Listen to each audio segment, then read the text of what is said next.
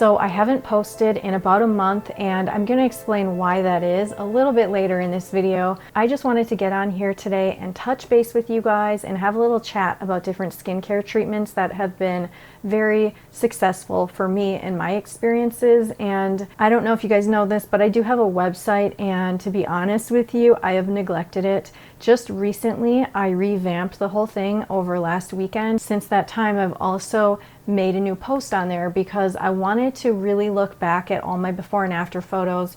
I've done a lot of at-home experiments since about the age of 31 to 32. I started getting into skincare, and I wanted to document the before and after photos to see basically if what I was doing was even effective or not.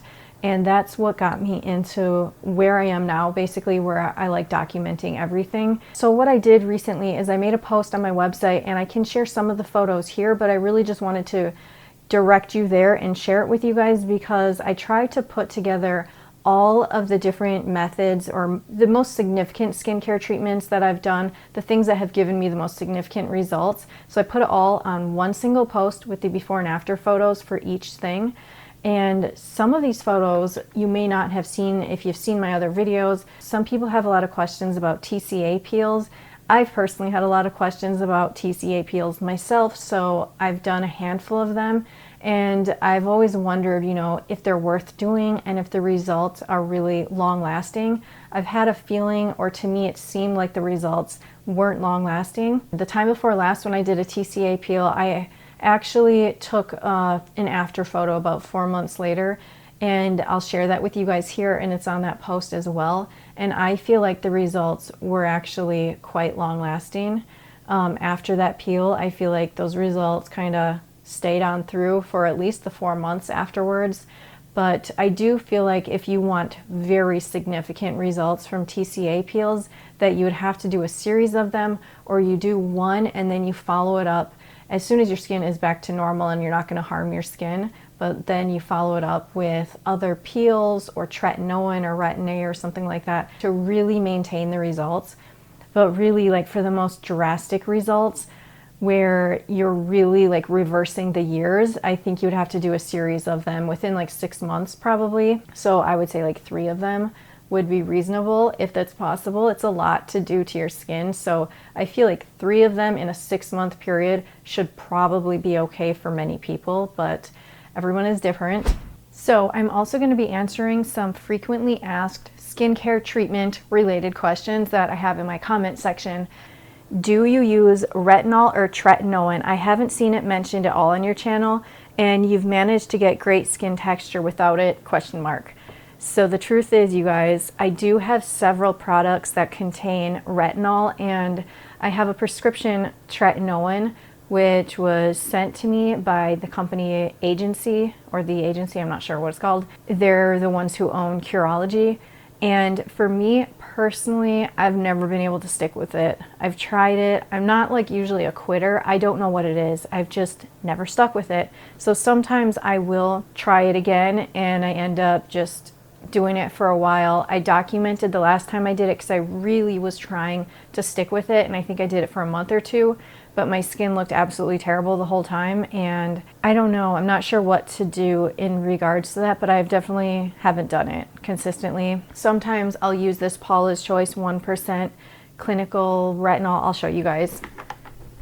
I'm not supposed to be walking on my foot here. So it's this.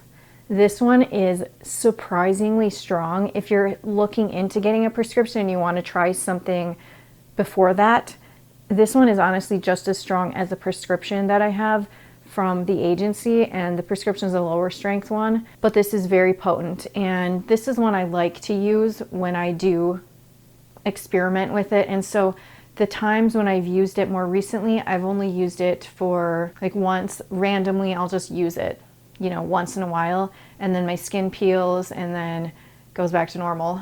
I am not against using tretinoin and retinol creams and stuff. I just haven't gotten into it personally, and maybe I will in the near future, but as of now, I'm just sticking with these other methods for now anyway. Next question is, how does putting undiluted alcohol on your face not totally destroy your skin? My face hurts just watching it. I don't know, but it doesn't. but it does hurt to breathe that in. Not good. Not good for you. Just an FYI, I'm recording on a totally different camera. I am sure that it looks different from when I record, you know, in my basement with my big camera. So this is like a super tiny vlogging camera. It's a DJI Pocket 2, and I really, really love it. It's even like following me as I'm talking. So you can see my cat Tommy here. It's moving along with me. I just think that's really cool. So hopefully the video quality is okay and the sound also. For the next question, this isn't even a question, I just have to share this comment I just received on a microneedling video that is pretty old. It says, "It is absolutely weird when a 20-something young woman is talking about microneedling. You should talk about parties with peers and leave this topic for those who need this experience and have the skin for this experience." Well, thank you. That's all I can say. I am 40. I've been getting some really interesting comments. Actually, this is so not related to skincare, but I'm just going to share this because I hadn't seen these until now. This person said, "All of your past health problems seem to be caused by mercury dental fillings. You want to get those taken out of your mouth as soon as possible. Your dentist will not tell you that mercury seeps into your mouth from your fillings, so it's important to start the conversation with them and get the fillings removed as soon as possible. Thank me later." Thank you. I am thanking you now. So interestingly, I have gone down this route and I have gotten actually all of my mercury out of my mouth. In the process of doing so, I'm sure that I've caused myself more inflammation and more problems because with one dentist, he removed that filling by drilling it out. He said he was being really careful and all that stuff. But upon looking at my x-rays afterwards, since that time, I've had shards of that filling embedded in my gums. So that's not great. I was gonna say, that's great, but it's not. So I've just made my situation worse where it's now embedded in my body. So I don't know. What the heck? These comments, you guys are so strange. Oh my goodness. Okay. Real quick, I just wanted to explain why I've been away and what happened with me. So basically a month ago I had surgery on my left foot for a bunion. I previously, about 20 years ago, had surgery on my right foot. It totally corrected the issue and it's been great. It took a really, really long time to heal, but I'm thankful that it fixed my issue there. So I've had this other foot surgery, like I said, about a month ago, and you guys, it's kept me off my feet. It's kept me really away from doing a lot of stuff. I mean, I've been working, but other than that, I've just been, you know, sitting and elevating and trying to let this thing heal.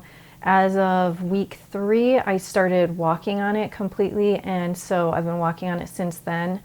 I feel like it's doing pretty good. I'm going to share a full video on my entire experience because I've been vlogging it, and I'm going to do that coming up pretty soon for anybody who is potentially going through it or going to go through it. I really have some stuff to share with those people because there's so much that doctors fail to mention and so many things that I wish I had been told or wish I really understood before the surgery. This is an invasive surgery, so it's been really rough, you guys. It was like the absolute worst pain of my entire lifetime, worse than giving birth to a child. I can't believe I'm saying that. With the first few days and even the first couple of weeks was like the most uncomfortable I've ever been in my life. I probably was averaging about 4 hours of sleep a night if I slept at all. So it's been rough, but it's much, much better now. So I'll keep you guys posted on that situation, and I'm also going to post about it on my blog, so I already have that all started and everything. So that's it for today's video. Thank you guys for watching and take care.